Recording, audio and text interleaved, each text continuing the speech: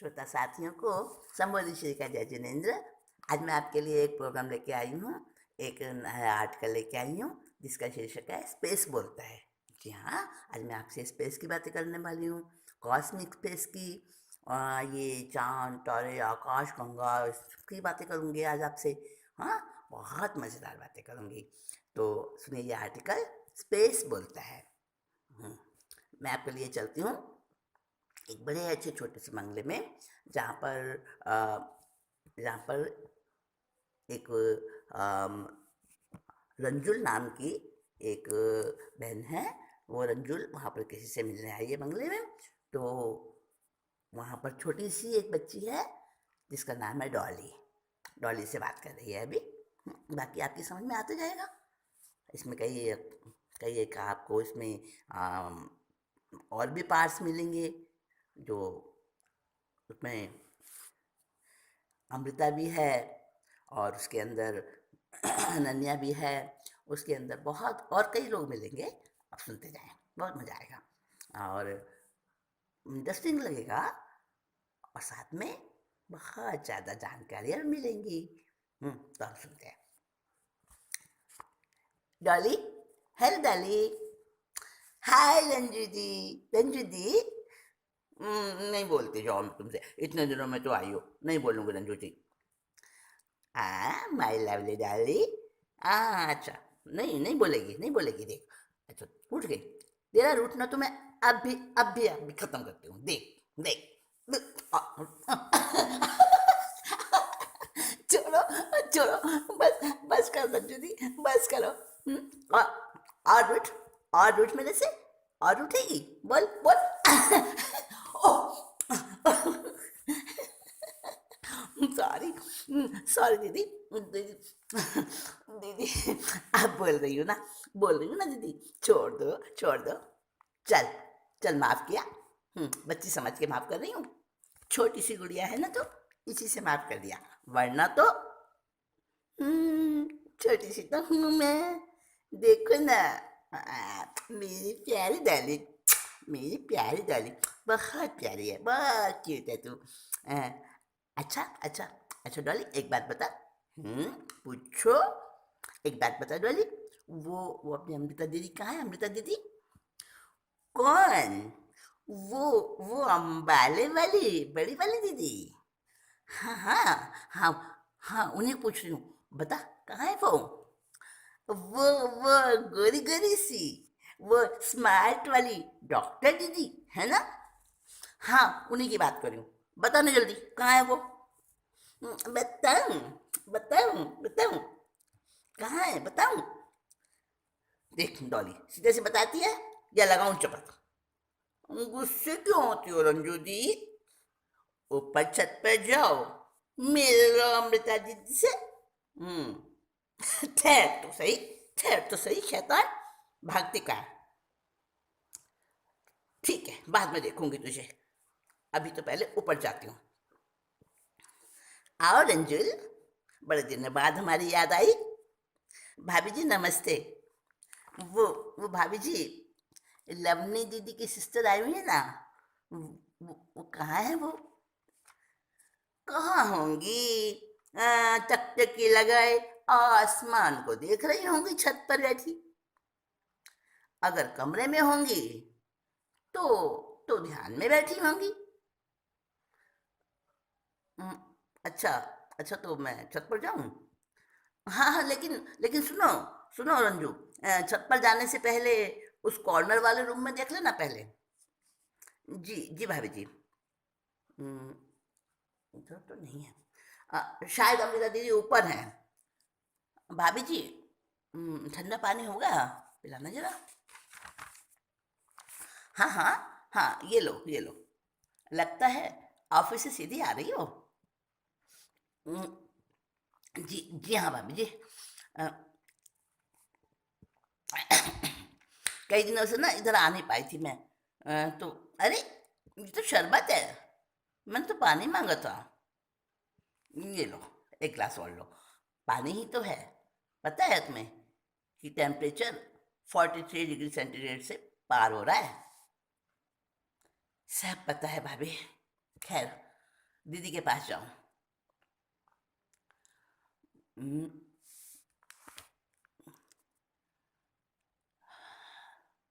ये देखो दीदी तो बैठी है यहाँ, बाल खुले हैं, योगी जैसी, जैसी कोई योगिनी बैठी हो, सीधी लेटी हैं तारों की तरफ, कुछ खोज रही हैं जैसे तारों में।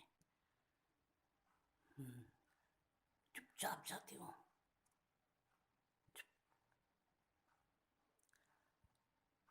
अ- अमृता दीदी, कौन? अरे रंजुल, रंजुल, रंजुल तू कैसे बैठी है? अभी आई हूँ दीदी। ओ गॉड, इतनी गर्मी में भी, इतनी गर्मी में भी आपकी हथेलियां तो बर्फ जैसी हो रही हैं। होने दो ना रंजुल, तू बता क्या हाल है? भास्कर जी की तबीयत में इम्प्रूवमेंट हुआ कुछ? क्या इम्प्रूवमेंट होना है दीदी? मैंने तो अपनी नैया भंवर में छोड़ दी है। Leave it please. अच्छा, तो बताओ अभी तुम उसी कंपनी में हो या कंपनी चेंज कर ली है? वही हूँ दीदी, मगर बास के नखरे अब तो सहन नहीं होते मुझसे। तो इससे ज़्यादा पैकेज नहीं मिलने वाला कहीं? सोच लो। हाँ दीदी, इसीलिए तो निभा रही हूँ यहाँ। उफ, बातों बातों में 7:30 बज गए। भास्कर भूखे बैठे होंगे और अभी तो उन्हें दवा भी देनी है। अच्छा तो जा रही हो, कल आओगी? आपके पास से जाने को मन कहाँ करता है दीदी मेरा। और मैं तो यही पूछने आई थी कि आप मुझे 8 बजे के बाद 1-2 घंटे का टाइम दे सकेंगे? शाम का समय? नो, उस वक्त तो भाई मैं छत पर होती हूँ। उस टाइम में तो मैं कटौती नहीं कर सकती, इम्पॉसिबल है। मगर मगर अमृता दीदी, मुझे मुझे आपसे सीखना है दीदी। और सुबह घर का काम करके ऑफिस जाती हूँ, फिर आप सोचो ना, फिर शाम को ऑफिस से आकर भास्कर के कामों से फ्री होती हूँ, फिर तभी तो मैं आ पाऊँगी ना। प्लीज़ दीदी, 8 बजे बाद। मैं जानती हूँ रंजुल, तुम्हारी मजबूरी। पर पर अच्छा अच्छा, तुम्हें किस टॉपिक पर मेरे से बात करनी है? दीदी वही आपका फेवरेट टॉपिक, कॉस्मिक फील्ड। हाँ, कॉस्मिक फील्ड। अच्छा अच्छा, ठीक है तो कल से आ जाओ। So thanks, so many thanks to you दीदी। ओके ओके, बाय दीदी, बाय। चली गई बेचारी। कितनी टैलेंटेड है हमारी रंजू, लेकिन भास्कर की बीमारी ने इसे खोखला कर डाला है। खोखला? खोखली तो मैं भी हूँ भाई। इस आसमान जैसी, ये आसमान भी तो खोखला है ना, और मैं भी आसमान जैसी खोखली हूँ। मेरे भीतर का शून्य तो मुझे निगल जाएगा जैसे। अमृता, अमृता, अब नीचे चल। ज्यादा देर, हमसे ज्यादा देर अकेले बैठने को मना किया है डॉक्टर ने। उठना, उठना। लवनी दी, लवनी दी, तुम्हारा नाम लावण्य किसने रखा था? पता नहीं, मुझे जन्म देते ही माँ तो चल बसी। शायद नई माँ ने रखा होगा, या फिर बाबूजी ने रखा होगा। मगर तू क्यों पूछ रही है? क्योंकि क्योंकि दीदी, अंदर बाहर सब तरफ से तुम लावण्य ही तो हो। सुंदर लावण्य भरा पड़ा है, वात्सल्य भरा पड़ा है तुम्हारे अंदर। चल हट, वैज्ञानिक तो है ही, कवि भी बन गई अब तो। कवि? नहीं नहीं नहीं दीदी, कवि मत कहो, बहुत बेवफा होते हैं कवि, और बेवफाई ही कविता में उकेरते हैं, उसी में जीते हैं। दीदी, I I hate words, I hate words. Sorry Amrita, तेरा दिल दुखा दिया मैंने। नहीं लवली जी, नहीं नहीं नहीं, दीदी, सगी बहन भी ना दे सके उतना प्यार दे दिया है तुमने तो मुझे। तुम मेरा दिल कभी नहीं दुखा सकती। Don't feel guilty, don't feel guilty. हंस दो ना अब, हंस दो लवली दी। अच्छा चल, तेरी पसंद की चीज़ें बनाई हैं मैंने, अब कुछ खा ले। थोड़ी देर में आती हूँ, लगने दी प्लीज़। तब तक तुम भी अपने बेटे बहूओं की ड्यूटी से फ्री हो लो। देखो दीदी ना, पुष्य नशा तो नीचे खिसक रहा है। थोड़ा सा देखने दो ना। जाओ ना प्लीज, मेरी अच्छी दी, जाओ। ठीक है, आधे घंटे में नहीं आई तो मैं फिर से आऊंगी। फिर से? नहीं नहीं नहीं दीदी नहीं, फिर तो तुम मुझे नीचे से ही पुकार लेना। मेरी बहुत बहुत अच्छी लवनी दी, ऊपर मत आना अब दोबारा। हाँ, कैसे आऊंगी? आजकल ये पैरों का दर्द मुझे ज़्यादा परेशान करने लगा है ना, तभी तो कह रही हूँ दीदी, नीचे से ही बुला लेना। बंधु, अब मैं आपको अगला दृश्य दिखाने ले चलती हूँ। अगला दृश्य है जहाँ की अमृता के साथ रंजुल भी बैठी है और खुले आसमान के नीचे रात का समय, तारे छिटक रहे हैं और दोनों तो हैं ही कॉस्मिक फील की दीवानी, तो दोनों छत पर बैठी हैं तारों की छांव में। अमृता दीदी, हम्म, दीदी बातें तो बहुत हैं, लेकिन हमारे पास टाइम की बहुत शॉर्टेज है। मुझे आप ये बताइए कि ब्लैक होल किसे कहते हैं? Black hole, black hole, you mean शून्य? शून्य, होल, होल, होल जो खोखला, शून्य, मेरी तरह शून्य, तुम्हारी तरह शून्य। दीदी, दीदी कहाँ चली गई आप? हाँ हाँ हाँ हाँ हाँ हाँ हाँ, तुमने ब्लैक होल का नाम कहाँ से सुना रंजू? कैसे जानती हो ब्लैक होल को? दीदी वो पिछले दिनों पेपर्स मैगजीन्स में ब्लैक होल, गॉड पार्टिकल और डार्क मैटर की खूब बातें आ रही थी ना, बस उसी से मैं जिज्ञासा जगी। आई सी, तो रंजुल, उसी से तुम्हारे अंदर का खोजी वैज्ञानिक एक्टिव हो गया है ना? अच्छा, कुछ लिख रही हो आजकल? कभी कभी थोड़ी कोशिश कर लेती हूँ दीदी। देखो रंजुल, बहुत अरसे से ब्लैक होल, डार्क मैटर वगैरह हमारे स्पेस साइंटिस्ट के लिए खोज का सब्जेक्ट बना हुआ है। तो दीदी, आप कहना चाह रही हैं कि ब्लैक होल और डार्क मैटर दोनों सेम थिंग्स है? और नहीं नहीं, सेम नहीं, मगर ये दोनों आपस में रिलेशन जरूर रखते हैं। तो दीदी, थोड़ा एक्सप्लेन करो ना उनका वो रिलेशन। देखो रंजुल, ब्लैक होल में जो कुछ भरा हुआ है ना, उसी को हम साइंस की लैंग्वेज में, विज्ञान की भाषा में ब्लैक नहीं बल्कि बल्कि डार्क मैटर या फिर डार्क एनर्जी कहते हैं, समझी? ब्लैक होल में जो डार्क एनर्जी भरी है, डार्क मैटर भरा है, ठीक, इसीलिए आपने दोनों को आपस में रिलेटेड बता दिया। हाँ, हाँ रंजुल, तुम्हें पता ही है कि हमारे इस ब्रह्मांड में यानी इस कॉस्मिक स्पेस में नई नई गैलेक्सीज और क्वेसर्स का जन्म होता है समय समय पर। पुरानी गैलेक्सीज के विस्फोट होने की वजह से इनका जन्म होता रहता है, नई नई गैलेक्सीज का, नए नए क्वेसर्स का। हाँ हाँ दीदी, ये तो मुझे मालूम है। लेकिन दीदी, इस प्रोसेस में जो कुछ वेस्ट मैटर रह जाता है ना, क्या क्या उसी को डार्क मैटर कहते हैं? तुक्का तो तुमने खूब लगाया है रंजुल। बताओ ना दीदी, असली बात बताओ। देखो रंजुल, द्रव्यों के कंस्ट्रक्शन यानी कि संकुचन से, संकुचन समझती हो? सिकुड़ना है। तो जब द्रव्य आप वो संकुचन करते हैं ना, कंस्ट्रक्शन करते हैं, तो जो बन जाता है ब्लैक होल, और उस ब्लैक होल में भरी है डार्क एनर्जी। ऐसे नहीं रंजू दी, ऐसे नहीं, ऐसे नहीं, ऐसे नहीं अमृता दी, अच्छी तरह बताओ, सिंप्लीफाई करके बताओ। देखो, आइंस्टीन के लॉ ऑफ कंजर्वेशन को पढ़ा है ना तुमने? हाँ हाँ, वही तो जो हमारे जैन दर्शन में उत्पाद व द्रव्य का रूल कहलाता है, उसी को तो विज्ञान में law of conservation of energy and particle, energy and matter transformation, ये वही तो है ना? हाँ हाँ हाँ, बिल्कुल ठीक कह रही हो। सर्वज्ञ तीर्थंकर भगवंतों की ये वाणी ये घोषणा करती है कि आत्मा और पदार्थ दोनों ही शाश्वत हैं, यानी मैटर और एनर्जी दोनों ही शाश्वत हैं, और ये दोनों सदा से हैं, हमेशा से हैं, हमेशा रहेंगे।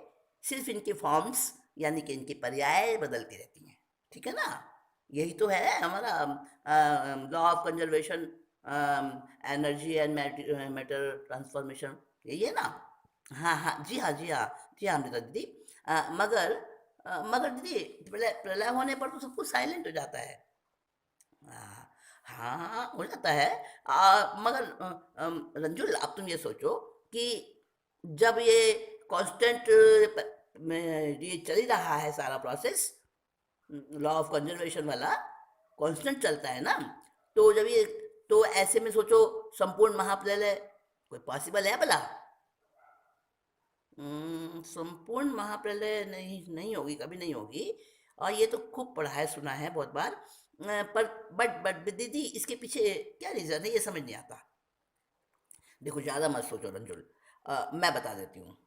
इसके पीछे रीज़न ये है कि पुद्गल यानी कि मेटल की कांस्टेंट मोशन, समझी? कैसे समझूं दीदी, आपकी तरह डॉक्टरेट नहीं किया मैंने साइंस में। हाँ ये पता है मुझे बस कि मैटर हर वक्त गति में रहता है। Don't be nervous dear, my Ranjul dear. देखो सुनो, पुद्गल परमाणु की जो गति है ना, उसे ना कोई स्थिर कर सकता है और ना ही वो खुद स्थिर हो सकता है, कभी नहीं हो सकता। कोई महाशक्ति भी एटम को स्थिर नहीं कर सकती। हाँ दीदी, हाँ ये तो हाँ, ठीक है ठीक है। अच्छा अच्छा, तो दीदी ये तो मुझे समझ में आ गया कि संपूर्ण महाप्रलय नहीं हो सकती। अब मैं बोलूँ? जरूर जरूर, I am waiting to listen. दीदी, जब तक परमाणु पुद्गल यानी कि मैटर गतिमान है, तब तक लॉ ऑफ कंजर्वेशन यानी उत्पाद द्रव्य बिना रुके होता रहेगा, होता रहेगा। और उसके होते रहने से यूनिवर्स हमेशा हमेशा मौजूद रहेगा। यानी यानी कि हाँ, यानी कि टोटली महाप्रलय कभी नहीं होगा, कभी नहीं होगा। आ गया ना समझ में तुम्हें? हाँ हाँ दीदी, ये बात तो क्लियर हो गई। दीदी बहुत जल्दी क्लियर कर दिया आपने, इतना मजे से ये समझ समझ में आ गया मेरे को। हाँ, अरे भाई, हाँ, लावण्य दीदी, आओ आओ, भाई तुम दोनों भी खूब हो। चलो अच्छा ही है, एक साथ मिलकर बैठती हो तो दोनों के माथे में चेहरे कुछ पल के लिए जरूर चमक जाते हैं, वरना तो तुम दोनों ही। हम्म, लो लो ये लो। हाँ, दीदी आप यहीं ले आई। लवने दी, रंजुल ने बहुत बड़े जवाब दिया ना मुझे, इसी से मुझे जोड़ के हंसी आ गई थी। अरे तो हंसो ना, हंसो ना, हंसने तो से तो खूब हेल्थ बनती है। भाभी जी नहीं आई मायके से अभी? हैं दीदी? शायद शायद कल आ जाए रंजुल। अम, राधिका अब की बार डॉली को भी ले गई है साथ में। हाँ हाँ, देखो ना, डॉली भी नहीं है घर में, कितनी रौनक रहती है डॉली से। हम्म, रंजुल 9 बज चुके हैं, आज यहीं रह जाओ तुम, मत जाओ घर। नहीं लवनी दी, भास्कर अकेले परेशान रहेंगे रात में। अच्छा अच्छा, मैं सुबह आने की कोशिश करूंगी। हम्म, कल संडे है, देखो रंजुल, पूरा दिन है तुम्हारे पास। रुको रंजुल, जी लावण्य दी, रुको रुको, मैं भी आ रही हूँ। लो जरा मेरा हाथ। हाँ हाँ लो दीदी, मैं हाथ पकड़ती हूँ। हाँ चलो रंजुल, किचन बिखरा पड़ा है सारा, संभालना है मुझे। अच्छा अमृता दीदी, चलती हूँ, गुड नाइट। रंजुल, सुबह आओगी? हाँ हाँ हाँ रंजुल, हाँ हाँ हाँ हाँ हाँ अमृता दीदी, बिल्कुल सुबह आ रही हूँ मैं। Good night, good night, good night. आज तो सचमुच गुड है, नाइट बहुत गुड है आज। पूर्णिमा की चांदनी कितनी ठंडी, कैसी सुहावनी, और दूध जैसी सफेद। मगर मगर मेरे अंदर इतनी तपन, उफ, इतनी जलन, इतनी गर्मी क्यों है मेरे अंदर? उफ, अगला दृश्य ले चलती हूँ आपको। संडे का दिन है, रंजू आती है और अमृता के कमरे में आकर अमृता से लिपट जाती है। अमृता दीदी, ममता दीदी, रंजुल आ गए तुम? हाँ दीदी, आज पड़ोसी अम्मा जी है ना, वो भास्कर का ध्यान रखेंगी और मैं दोपहर बाद तक, नहीं नहीं, शाम ढलने तक आपके साथ हूँ, है ना? Good news? गुड नहीं, वेरी गुड न्यूज़ है ये तो रंजुल। आओ आओ, इधर ही बैठते हैं। हाँ हाँ, तो अपन बात कर रहे थे कि संपूर्ण महाप्रलय कभी पॉसिबल नहीं है, ठीक? यही चल रहा था ना अपना टॉपिक। यस यस यस दीदी, संपूर्ण परमाणु पुद्गल स्थिर नहीं हो सकता, इसलिए संपूर्ण महाप्रलय भी नहीं हो सकता, टोटल महाप्रलय भी इम्पॉसिबल है। You are right Ranjul. अगर कहीं पर रहा हुआ पुद्गल द्रव्य बिल्कुल साइलेंट यानी मोशनलेस हो जाए ना, तो वो ब्लैक होल फील्ड कहलाता है, समझी? यही डेफिनेशन ब्लैक होल की दीदी। ध्यान से सुनो रंजुल, हमारी सृष्टि, ये लोक यानी कि यूनिवर्स का जो स्पेस है ना, वो एक विशाल, असीम और गुरुत्वाकर्षण से भरा हुआ क्षेत्र है, समझी? जी जी दीदी। अ, और उस ग्रेविटेशनल फील्ड में एनर्जी का हर पल कंस्ट्रक्शन एंड इन्फ्लेशन यानी कि संकुचन और विस्तार इसमें ही चल रहा है हर समय। और वो विस्तार संकुचन हर समय हो रहा है, हर समय हो रहा है, और वो होता ही रहता है। बात को रंजुल, इतना और जान लो कि उस स्पेस फील्ड में यानी E is equal to M S two, इसकी जो कंडीशन है, जो हमारा आइंस्टीन का जो फॉर्मूला है ना, लॉ ऑफ कंजर्वेशन का, तो E is equal to M C two, इसकी जो कंडीशन है ये हर सेकंड हर पल लगातार चलती रहती है। अमता दीदी, ये सब तो मुझे क्लियर है, मगर वो अमता दीदी, वो ब्लैक होल वाली बात। अरे अरे, द्रव्यों के संकुचन और विस्तार से जो संकुचन की स्टेज बनती है ना, उसमें भाई जो द्रव्य आपस में संकुचित होते हैं, फैलते रहते हैं, सिकुड़ते रहते हैं ना, तो उनमें जो संकुचन वाली जो स्टेज है, वहीं पर तो ब्लैक होल बन जाता है। अच्छा अच्छा दीदी, ओह, बिल्कुल बिल्कुल पिक्चर जैसी बन गई मेरे माइंड में। ब्लैक होल तो मुझे पता चल गया दीदी। अब नेक्स्ट है डार्क मैटर, उसे भी बहुत अच्छे से समझना है मुझे। अब बताओ ना, डार्क मैटर किसे कहते हैं? अच्छा, मगर मगर रंजुल दीदी, रंजु हाँ हाँ रंजुल, उससे पहले एक बात मुझे ये और बताओ। अच्छा, पहले तुम ये जान लो कि ब्लैक होल के द्वारा अदर प्लैनेट्स तक यानी दूसरे ग्रहों और नक्षत्रों तक जाने के रास्ते भी होते हैं। इम्पॉसिबल इम्पॉसिबल दीदी, ऐसा कैसे माना जाए? हाँ हाँ, सचमुच कह रही हूँ मैं भाई, होते हैं रास्ते। देखिए, ब्लैक होल में तो बिल्कुल टफ यानी कि सॉलिडनेस, आई मीन सघनता और अंधकार होता है ना, उसमें से तो लाइट भी नहीं गुजर सकती। और फिर आप दीदी, आप कह रही हैं कि अरे भैया रंजू, तुम्हारा चकराना जायज है भाई, मगर इट इज पॉसिबल। दीदी, आपने बताया ना कि द्रव्यों के सघन होने से संकुचन द्वारा ब्लैक होल बन जाता है। हम्म। दीदी, यहाँ तक तो मैंने फॉलो कर लिया, मगर अब आप टाइटली कॉन्ट्रास्ट यानी कि संकुचित, बिल्कुल ठोस सघन अंधकार में से रास्ता होने की बात कह रही हैं, कैसे मानूं भला? ठीक बोला है रंजुल मैंने। इस गोरख धंधे को समझाइए ना दीदी, प्लीज। दीदी, ब्लैक होल अच्छा दिखाई भी देता है क्या, वो ब्लैक होल? हम्म, हाँ, ब्लैक होल अपने अंदर की तीव्र शक्तिशाली ग्रेविटेशन पावर की वजह से हर चीज को, इवन लाइट को भी अपने में खींच कर निगल जाता है, मगर इस ब्लैक होल को अभी तक नहीं देखा जा सका है। देखा भी नहीं जा सका इसे, तो फिर दीदी इसका पता कैसे चलता है? रंजुल, जब ब्लैक होल किसी चीज को अपनी तरफ खींचता है ना, तो इसके उस धरातल क्षितिज पर प्रकाश रेखाओं का जो रिफ्लेक्शन परावर्तन होता है ना, उस लाइट की बीम को देखकर ही पता चलता है कि यहाँ पर कोई ब्लैक होल फील्ड है यहाँ पर, ऐसा ऐसा पता चल जाता है, आइडिया लग जाता है। ये तो सिर्फ अनुमान द्वारा मालूम होता है ना। हाँ भाई, अभी तक किसी ने अपनी आंखों से ब्लैक होल को डायरेक्ट देखा नहीं है, कई लोगों के अलग अलग अनुमानों से ही इसे माना जाता है। तो फिर दीदी, आपने जो बताया कि ब्लैक होल में से दूसरे ग्रहों नक्षत्रों तक जाने के मार्ग हैं, इसे कैसे समझा जाए भाई?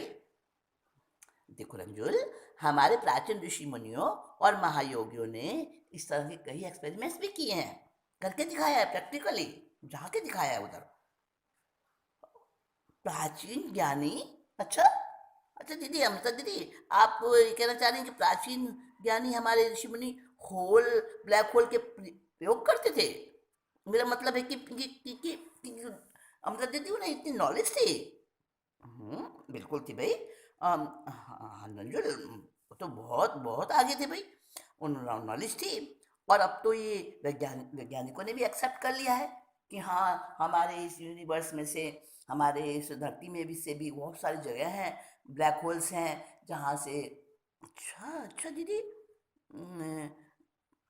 लेकिन दीदी, ऋषि मुनि तो अब रहे नहीं, फिर उनके द्वारा ब्लैक होल को माध्यम बनाकर जो अन्य ग्रह नक्षत्रों की यात्रा की गई, तो ये सत्यता, इसे कैसे माना जाए, कैसे सही समझा जाए इसे? हम्म, देखो रंजुल, आज भी हिमालय के सघन जंगलों और गुफाओं में अनेक ध्यान सिद्ध योगी जन मौजूद है, पता है तुम्हें? जिन्हें गुरु परंपरा द्वारा, मतलब उनके गुरुओं से, आज भी उन्हें कई तरह की चमत्कारी सिद्धियां प्राप्त हैं। ऐसे हैं आज भी। ठीक है दीदी, होंगे। तो अमृता दीदी, अन्य ग्रहों तक ब्लैक होल द्वारा यात्राएं आज भी करते हैं वो योगी? Yes yes, it may be possible Ranjul, पर इसका कोई प्रमाण, डोंट माइंड दीदी, बट आई आई मीन, हाँ हाँ, मुझे बुरा नहीं लगा रंजुल, अपनी बात को ऑथेंटिक साबित करने के लिए प्रमाण देना भी तो जरूरी है ना। तो दीदी, अगर आपको ध्यान में हो तो कुछ इसका प्रमाण, आई मीन कुछ इसका प्रूफ बताएंगे आप? अच्छा अच्छा रंजुल, तुमने कैलाश स्वामी का नाम सुना है? मेरे जैसी कूप मंडूक, भला क्या जाने। ऐसी मैं हूँ जिसे सिर्फ जिंदा रहने में ही दिन रात बिताने होते हैं। खैर, आप सुनाते जाइए आगे, आप ही बताइए, कौन थे तैलंग स्वामी? देखो रंजुल, तैलंग स्वामी ने अनेक सिद्धियां प्राप्त करी थी। एक बार वो अपने शिष्यों के सामने ही एक गुफा में ध्यान करने बैठे। अच्छा, तो दीदी, एक बात प्लीज, मैंने टोक दिया आपको। दीदी, तैलंग स्वामी कौन से काल में थे? भाई अभी की तो बात है, 150 वर्ष पुरानी घटना होगी ये। अच्छा दीदी, सुनाइए आगे। तो तैलंग स्वामी, पहाड़ी चट्टान में बनी थी वो गुफा, तो वहां पर बैठे थे ध्यान करने। तो उसमें से तो और कहीं रास्ता ही नहीं था, एक बस उसका वो अंदर जाने का रास्ता था बस, और उसी में से वो अंदर गए थे। तो वहां पर वो बैठे ध्यान करने। तो यानी तो वो, अमृता दीदी, आप कहना चाह रही हैं कि वो बंद गली जैसी, वन साइड ओपन थी वो गुफा? यस, हाँ हाँ हाँ। अच्छा, तो फिर क्या हुआ?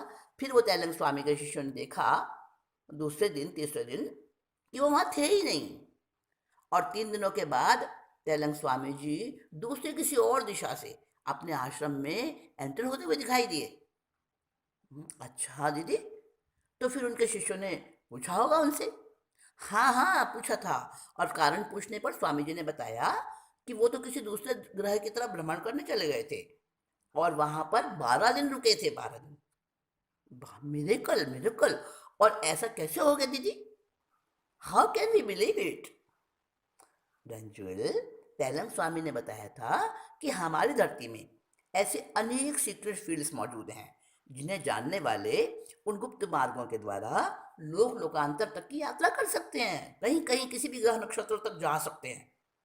बट अमृता दीदी, ब्लैक होल तो स्पेस में होते हैं, तो फिर वो जमीन पर, अरे रंजुल, ब्लैक होल रूपी इंटरप्लैनेट रूट्स कहीं पे ही हो सकते हैं, कहीं पर भी हो सकते हैं, यू मीन, समझे आप? यानी कि पानी में भी हो सकते हैं, किसी गड्ढे में भी हो सकते हैं, गुफा में, नदी में, समुद्र में, और समतल मैदान में भी हो सकते हैं। और स्पेस में तो खैर होते ही हैं। धरती या समुद्र, नदी में जो इस तरह के मार्ग हैं, अ, जैसे कि बरमूडा ट्रायंगल, है, तो इस तरह, तो उन्हें भी ब्लैक होल कहना चाहिए दीदी, ये कहना चाह रही हैं आप? भाई देखो, प्राचीन ज्ञानियों योगियों के अनेक अनुभव और प्रयोगों को तो हम झुटला नहीं सकते ना, वो तो सही साबित हो रहे हैं। तो उनको जानकर वैज्ञानिकों ने भी अनुसंधान किए हैं इस फील्ड में और उनको भी ऐसे ही लगा। तो दीदी हमारे वैज्ञानिकों ने जो एक्सपेरिमेंट्स किए तो उन्होंने उनका क्या डिसीजन आई मीन क्या रिजल्ट्स निकाले उन्होंने। देखो रंजुल, सबसे पहले भूगर्भ शास्त्री जॉन मिचेल, उन्होंने फिर उन्होंने प्रसिद्ध एक मैथमेटिशियन थे पियरे साइमन लैप्लास। हाँ हाँ, लैप्लास का नाम सुना थी मैंने। तो उन पियरे साइमन लैप्लास ने भी यही बताया कि किसी बड़े तारे के नष्ट होने से ब्लैक होल की उत्पत्ति होती है। और वहाँ पे रास्ते होते हैं। दीदी बड़े तारे के नष्ट होने से ब्लैक होल बन जाता है, ऐसे कैसे होता होगा? हाँ, उस बड़े तारे के नष्ट होने से उसका जो सारा क्षेत्रफल है ना, वो बड़े तारे का क्षेत्रफल सिमट कर उसका द्रव्यमान यानी कि उसका मास सघन हो जाने से एक लिमिटेड एरिया में ग्रेविटेशन अत्यंत प्रबल हो जाता है और वही ब्लैक होल बन जाता है। हाँ, वो तो होगा ही होगा। हाँ ठीक है दीदी, समझ आ गया। अच्छा, तो फिर वो ब्लैक होल बन जाता है, बड़ा तारा नष्ट होकर एक ब्लैक होल बन जाता है। ठीक है दीदी, ओके, क्लियर हो गया। हाँ रंजुल, वो अत्यंत हैवी गुरुत्वाकर्षण पावर की वजह से उस सघन क्षेत्र में से कोई वस्तु नहीं गुजर सकती, यहाँ तक कि वो प्रकाश को भी अपने में एब्जॉर्ब कर लेता है। ठीक ठीक ठीक दीदी, प्रकाश को भी इस सब में एब्सेंस, प्रकाश की भी, लाइट की भी एब्सेंस नहीं होती है। तो इसी से इसका नाम ब्लैक होल है। ठीक है दीदी, क्लियर हो गया। रंजुल, वैज्ञानिक डी रॉबिन्सन ने शोध के द्वारा बताया कि ब्लैक होल का साइज एक परमाणु जितना भी पॉसिबल है। और सुनो, उसका परमाणु जितना जो साइज है ना, उसका द्रव्यमान कितना होता है, उसका मास कितना होता है, एक विराट पहाड़ जितना होता है। हाउ स्ट्रेंज दीदी, साइज तो छोटा सा और मास इतना ज्यादा। हाँ भाई, साइंटिस्ट के स्टेटमेंट्स हैं ये, झुटला कैसे सकती हो इन्हें। तो दीदी ब्लैक होल छोटे बड़े अनेक साइज वाले होते हैं क्या? बिल्कुल ठीक सोचा तुमने रंजुल। एक बड़े साइज वाले ब्लैक होल का द्रव्यमान यानी मास हमारे सूर्य से 20 गुना अधिक होता है। मानोगे इसे? वैज्ञानिकों ने आफ्टर रिसर्च सब कहा है तो फिर मानना ही होगा, गलत नहीं होगा भाई। अच्छा अच्छा, अच्छा रंजुल, साइंस पर इतना ब्लाइंड फेथ और अपने महान ज्ञानियों पर संदेह, ऐसी मेंटेलिटी क्यों बनी हुई है भला आप सबके? दीदी दीदी वो सॉरी, ज्ञानी जनों की कही हुई वो अनबिलीवेबल बातें आज साइंस से ओके हो रही हैं, तो फिर दीदी संदेह भी तो दूर हो रहे हैं ना, डाउट्स भी खुल रहे हैं ना सारे। रियलिटी तो ये है रंजुल कि पुराने सूत्र सिद्धांतों के बेस पर ही आज की सारी साइंस टिकी हुई है। आप सही कह रही हैं दीदी। हाँ तो सूर्य से 20 गुना ज़्यादा वजनी ब्लैक होल भी आज खोज लिया गया है। और तो वो सबसे बड़ा होगा ना दीदी? नहीं रे, उसका स्टेलर नाम रख दिया है। और तुम जान लो कि स्टेलर जैसे तो कई ब्लैक होल हमारी इस गैलेक्सी में हैं जिन्हें खोजा जा चुका है। उनमें सबसे बड़ा ब्लैक होल जो वैज्ञानिकों की लैंग्वेज में सुपर मैगीव कहलाता है, जिसमें 10 लाख सूर्यों का द्रव्यमान यानी कि 10 लाख सूर्यों का वजन जितना समा सकता है एक ब्लैक होल में। बाप रे, अमृता दीदी, इतना बड़ा और वजनी होता है वो? हाँ भाई, वर्ल्ड फेम के साइंटिस्ट अल्बर्ट आइंस्टीन ने थ्योरी ऑफ रिलेटिविटी के द्वारा इस तरह के ब्लैक होल्स की तरफ संकेत किए हैं। और और रिसेंटली अभी फेमस इंडियन साइंटिस्ट जो हुए ना, चंद्रशेखर सुब्रमण्यम, हाँ हाँ हाँ हुए हैं दीदी, तो उन्होंने ब्लैक होल की परिधि नापने का एक फॉर्मूला दिया है। अच्छा, और चंद्रशेखर सीमा, अच्छा अच्छा, हाँ दीदी मैंने देखा था वो, ध्यान में है मेरे। तो दीदी ब्लैक होल के अंदर से दूसरे लोक में जाने के रूट्स हैं, इसके बारे में हमारा साइंस क्या कहता है? रंजुल, आ, तुम्हें जल्दी है क्या? बार बार घड़ी देख रही हो? नहीं नहीं नहीं, नहीं दीदी आप बताओ। अमेरिका, उरुग्वे आदि के वैज्ञानिकों ने लूप क्वांटम ग्रेविटी प्रिंसिपल का प्रयोग करके, दीदी कौन सा प्रिंसिपल बताया आपने? Loop quantum gravity principle. अच्छा अच्छा, तो उसका प्रयोग करके अमेरिका, उरुग्वे वगैरह जो बड़े बड़े साइंटिस्ट, साइंस में आगे जो देश है ना, एडवांस देश, तो उन्होंने वैज्ञानिकों ने प्रयोग किए और बहुत सारे रिजल्ट डिक्लेयर किए इसी बारे में। दीदी उतना डीप तो मैं नहीं समझ पाऊंगी, आप जानती हो ना कि दीदी मैं ज़रा ज़्यादा रुकने में मुश्किल वो अच्छा मैं समझ गई। सिर्फ मुद्दे की बात करूं तो मुद्दे की बात यह है कि इस प्रिंसिपल में कॉस्मिक एनर्जी, ग्रेविटेशनल फोर्स और स्पेस टाइम के आपसी संबंधों की व्याख्या है, जिसके प्रयोग किए हैं वैज्ञानिकों ने। तो दीदी उन्होंने निष्कर्ष क्या निकाले ये बताइए ना। अच्छा, घर की याद आ रही है तुम्हें। सुनो, सारी सारी स्टडी और ऑब्जर्वेशंस के बाद वैज्ञानिकों ने बताया कि ब्लैक होल्स में अगम्य सघनता के बावजूद वहां से अन्य ग्रहों की यात्रा संभव है। ओह माय गॉड, बहुत रहस्य भरे हैं ये ब्लैक होल। तो मतलब ये निकला कि वेरी वेरी बहुत एंशियंट प्राचीन काल के दूसरे जो ग्रह होते हैं नक्षत्रों के, तो योगी उनकी यात्रा अपने ध्यान योग की क्रियाओं में कर लेते हैं। ये बात तो आज साइंटिफिकली प्रूव्ड हो गई। ऑफ कोर्स कोर्स मंजुल, वैज्ञानिक अब उस टेक्निक को जानने में लगे हुए हैं। अगर जान जाएंगे ना तो उन्हें बड़ा फायदा हो जाएगा। हाँ हाँ, अच्छा, तो वैज्ञानिकों के पास तो बहुत लेटेस्ट यंत्र है ना, सारे मशीन है, तो फिर तो वो जा सकते हैं। अरे मंजुल, तुम ये तो सोचो जरा कि वैज्ञानिक प्रोसेस में कितना खर्च और हेडेक है, जबकि ध्यान और योग के माध्यम से अन्य ग्रहों की यात्रा करना एकदम सस्ते में होती है, without any charge, freely. Really really, हाँ दीदी। अच्छा, इसीलिए वैज्ञानिक पुरानी टेक्निक में इंटरेस्टेड हो रहा है। मगर दीदी उसके लिए तो उस यात्रा के लिए तो जो हमारे ऋषि मुनि करते थे ना, योगी करते थे, उसके लिए तो वैसी आत्मा की शुद्धता भी चाहिए ना। बिल्कुल ऋषियों जैसी जीवन शैली होनी चाहिए, सात्विक। You are right Ranjul. एक बात और है, कि सन 1783 से, यानी 1783 से ब्लैक होल पर काम चल रहा है, और आज प्राचीन ग्रंथों में लिखे हुए फैक्ट्स सच्चे साबित हो चुके हैं, फिर भी अभी तक इस पे काम जारी है। अब इस फील्ड में दीदी नया रिकॉर्ड भी बनाया ना कुछ। हाँ, तुम बिलीव नहीं करोगे रंजुल कि अब खगोल शास्त्रियों ने अपनी इस आकाश गंगा, यानी अपनी जो मंदाकिनी है ना, इसके बीचों बीच दीदी आकाश गंगा अपनी वाली, यानी गैलेक्सी गैलेक्सी गैलेक्सी है ना। हाँ हाँ, हमारी बहुत विशाल गैलेक्सी है अपनी, उसको हम मंदाकिनी कहते हैं, अथवा उसको मिल्की वे भी कहते हैं। हाँ, उसमें असंख्य बड़े बड़े छोटे बड़े खूब चमकदार तारों की शक्ल में अर्धचक्र जैसी शेप में है बहुत सारे ब्लैक होल्स हैं। अच्छा दीदी, आ, तो गैलेक्सीज जो होती हैं, और वो गैलेक्सी ऑफ क्वासर्स कैसे जन्म ले लेते हैं भला, कैसे बन जाते हैं? दीदी ये भी मेरी जिज्ञासा है, बट अभी तो आप इसकी अपने ब्लैक होल वाली बात पे इसी को पूरा कीजिए दीदी। हाँ रंजुल, मैं कह रही थी कि अपनी मंदाकिनी के बीचों बीच हमारे वैज्ञानिक सूर्य से 26 लाख गुना बड़ा, हाँ 26 लाख गुना बड़ा अपने सूर्य से एक विशाल काय ब्लैक होल खोजने का दावा कर रहे हैं। ऐसा खोजा है उन्होंने एक ब्लैक होल। अमता दीदी, ब्लैक होल दिखता नहीं है, तो फिर इसे जानते कैसे हैं भाई? रंजुल, वैज्ञानिकों के पास हब्बल स्पेस टेलीस्कोप नाम का एक मोस्ट पावरफुल यंत्र है। उससे वो खगोल पिंडों को देखते हैं, आकाश की उन सारी संरचनाओं को देखते हैं। परंतु ब्लैक होल तो दिखाई नहीं देता ना दीदी, उसको कैसे देख लेते हैं?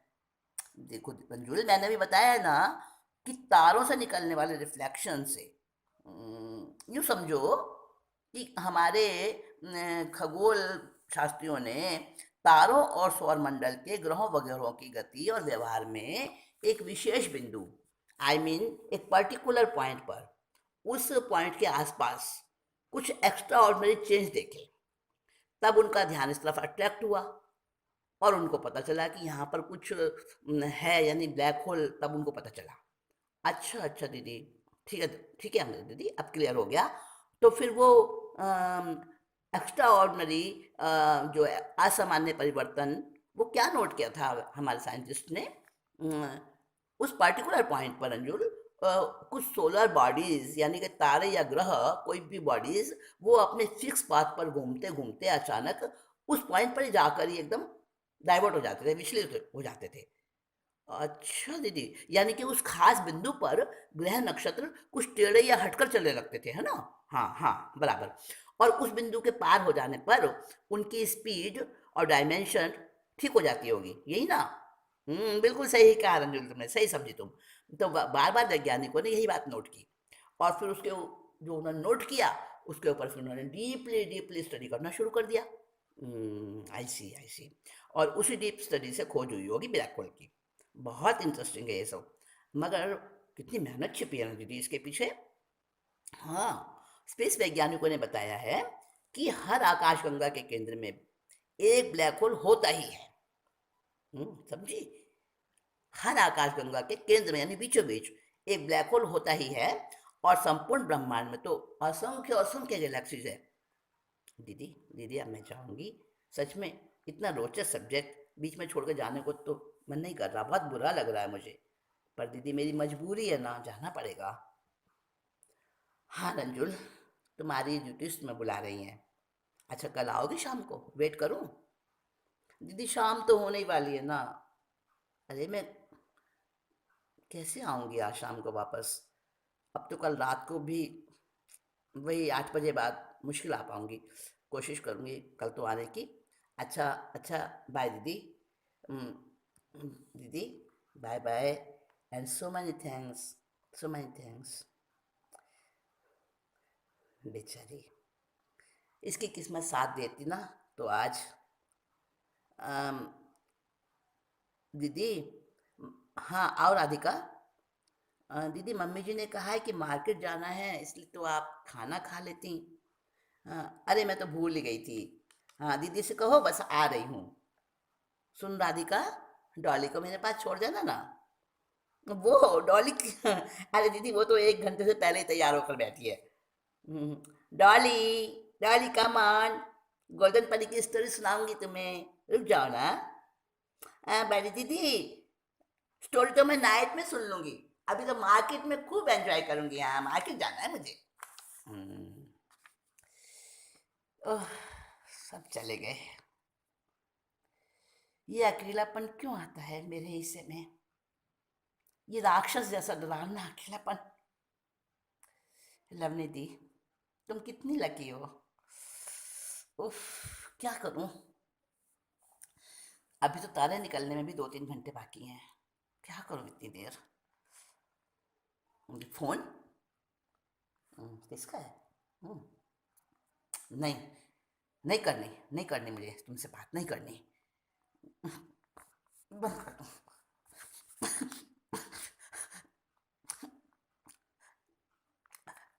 लवनी दी, राधिका, कहाँ गए सब? रंजुल, रंजुल तुम, सब ठीक तो है ना? अभी तो तुम गई थी, अभी। दीदी मैं घर पहुंची ना तो वहां पे लॉक लगा था। फिर पड़ोस की अम्मा जी से मालूम चला कि मेरी सासू जी भास्कर को ले गई हैं। अरे तो अपनी माँ के साथ ही गए हैं ना भास्कर, तो फिर परेशान होकर, इतनी परेशान क्यों हो तुम? जल्दी ही खुद कॉल करेगा तुम्हें। आओ बैठो इधर, घबराओ मत। मगर मगर दीदी, दीदी मेरी मदर इन लॉ कैसी हैं आप नहीं जानती हैं। क्यों चिंता करती हो रंजुल, इस दुनिया में सब ऐसे ही लोग हैं, अपने आप में जीना सीख लो।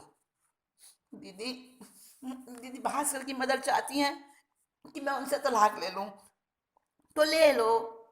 उसकी सेवा करते करते तुम खुद ही पेशेंट बन गई हो, ले लो तलाक।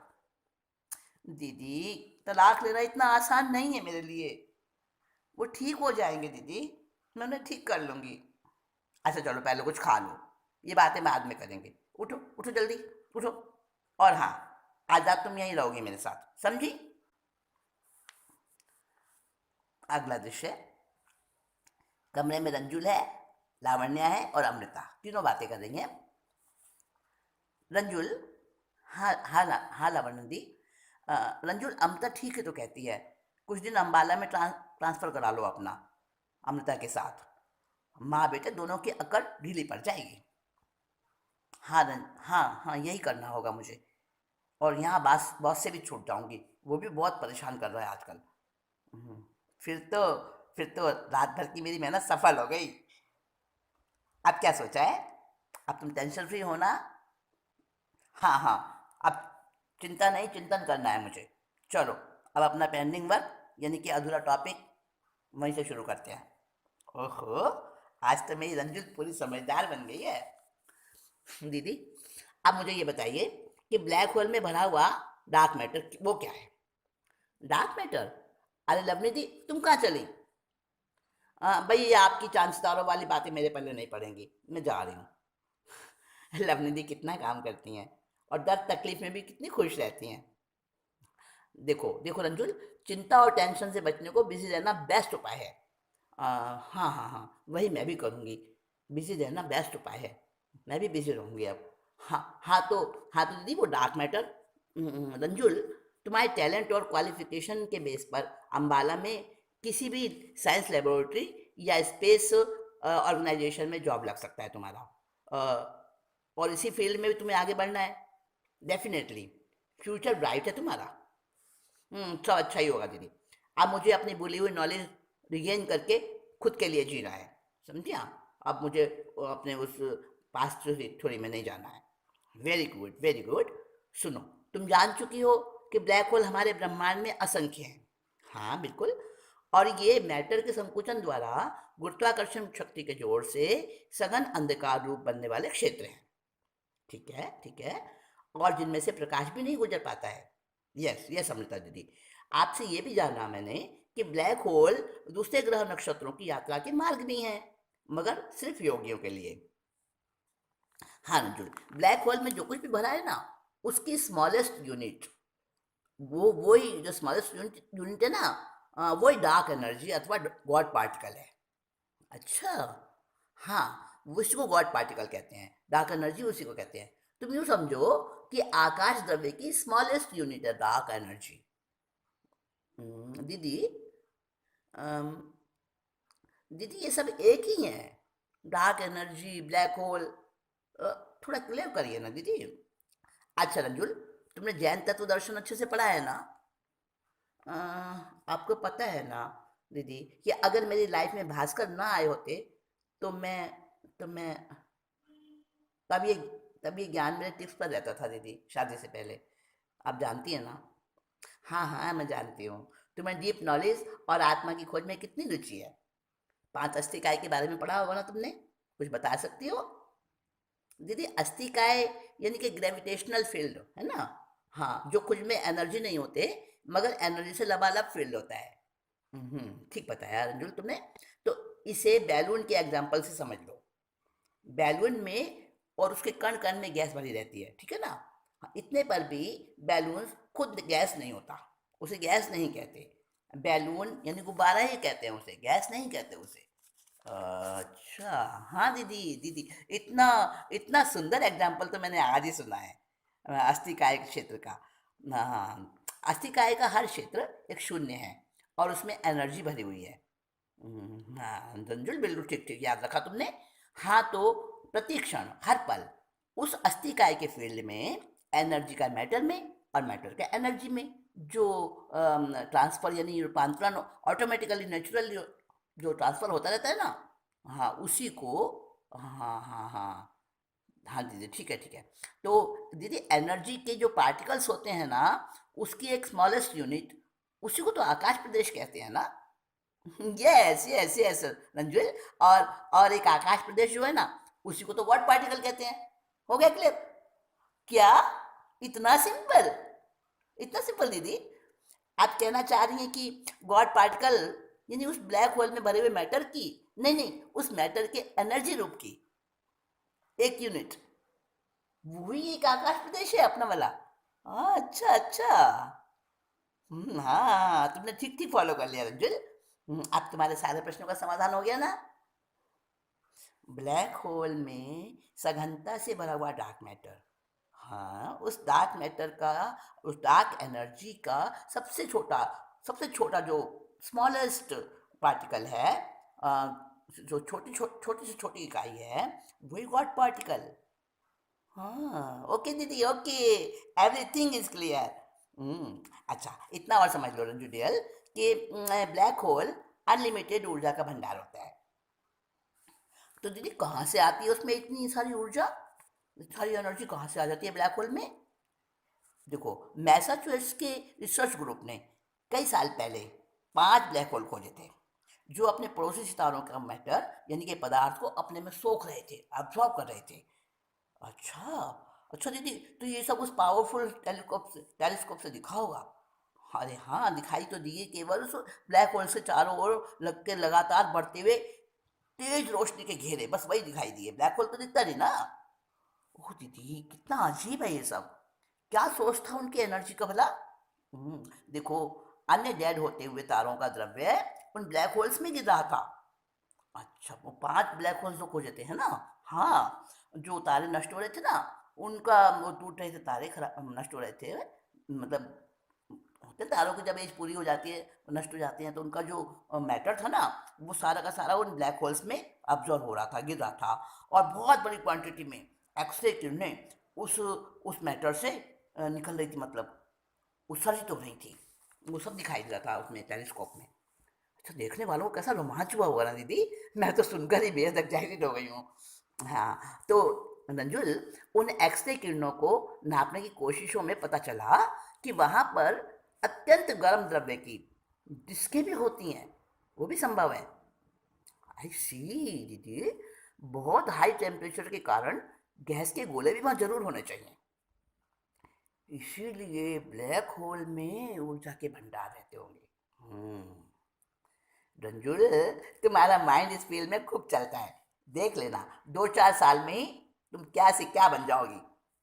दीदी, मैंने रिसेंटली कहीं पढ़ा था कि जब दो ब्लैक होल अपने आसपास की द्रव्य राशि को लील जाते हैं और आमने सामने आ जाते हैं, तो ये घटना विजिबल हो गई क्या?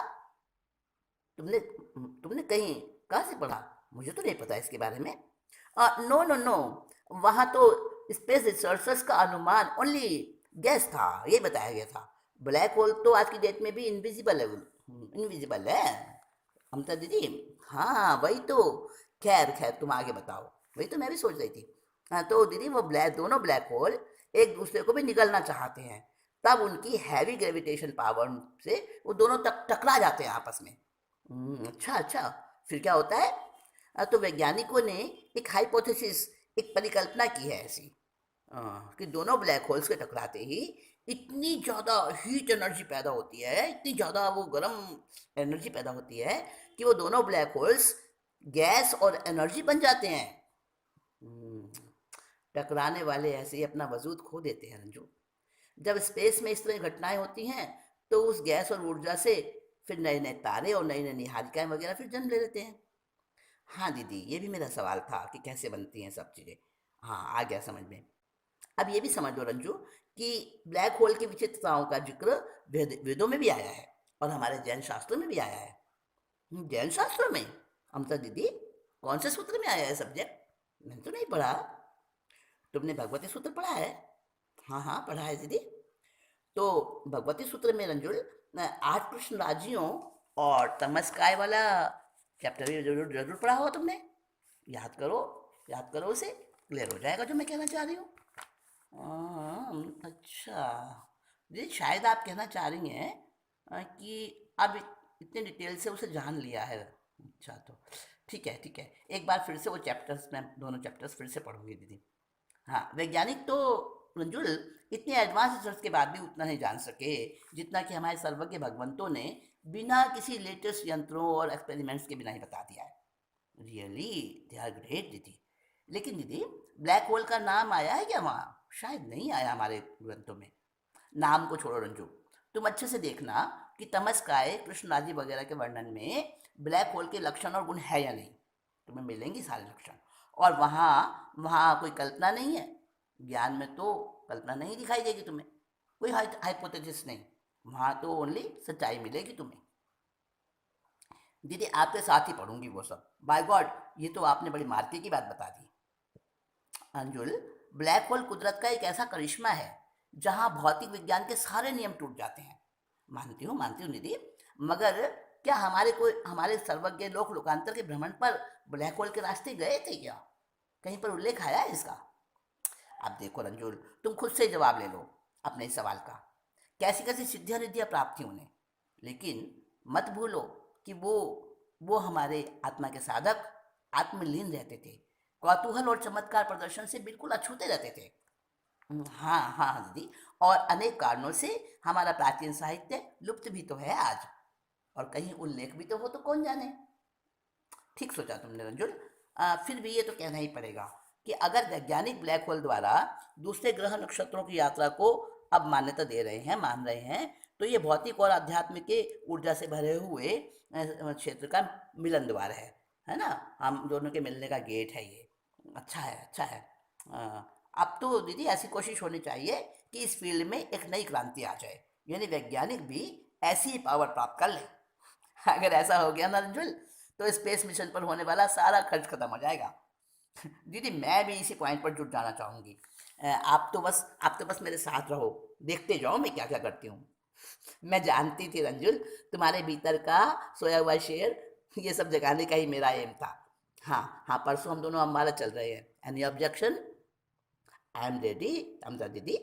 मगर मगर दीदी मेरा जॉब, मेरा future, Bhaskar, don't be about it. सब हो जाएगा। तुम तो बस खुद को अपने बिटर फास्ट से अलग कर लो, उस कड़वे अतीत से।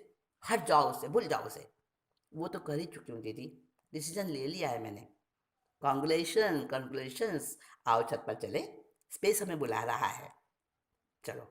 हाँ दीदी चलो, स्पेस की बातें सुने, उनसे वार्तालाप करें, बातें करें उनसे स्पेस से। हाँ रंजुल, सुनने समझने वाले हों तो कुदरत का जर्रा जर्रा बोलता है। और मौन योगी जैसा लगने वाला ये अंतरिक्ष, ये भी अपने पुराने सीक्रेट्स खुद खोलता है। वंडरफुल दीदी, आप तो कविता में ही बोलती हैं। हम तो दीदी, अब तुमसे क्या छिपा है रंजुल। स्वप्निल की संगति से मैं अम्बाला जाकर जरूर मिलूंगी उनसे। बहुत अच्छे और नामी शायर हैं वो। मुझे क्या लेना है उससे, मैंने कट कर दिया था, फोन आया था उसका। बैठ जाओ दीदी, बैठ जाओ। मेरी इतनी स्वीट स्वीट दीदी, किसी के साथ भी नाराज तो हो ही नहीं सकती, मैं कैसे मानूं। छोड़ो ये सब टॉपिक। देखो देखो अंतरिक्ष क्या कह रहा है। ये कह रहा है कि मैं स्वप्निल सौंदर्य से भरा हुआ हूँ, मुझे अपने आगोश में भर लो। अच्छा, ठहर तो, अभी खबर लेती हूँ तेरी, ठहर। दीदी छोड़ो, दीदी छोड़ो छोड़ो छोड़ो दीदी छोड़ो। बंधुओं, आज का आर्टिकल बस इतना ही। इसी कड़ी में आगे कुछ और भी लेके आऊंगी आपके लिए। आज तो इतना ही कह रही हूँ, स्पेस की इतनी ही बातें करेंगे हम। टाइम बहुत हो चुका, आप बोर तो नहीं हुए मेरे साथ। इतनी गहरी गहरी बातें हैं, स्पेस की बातें मैंने आपके साथ की हैं। इंटरेस्टिंग लगी होंगी आपको। और भी बहुत सारी जानकारी दूंगी फिर किसी और आर्टिकल में, बहुत जल्दी आपके साथ आती हूँ। अब मैं आपसे इजाज़त चाहूँगी। संबोधित श्री को आज्ञा दें। जय जिनेन्द्र।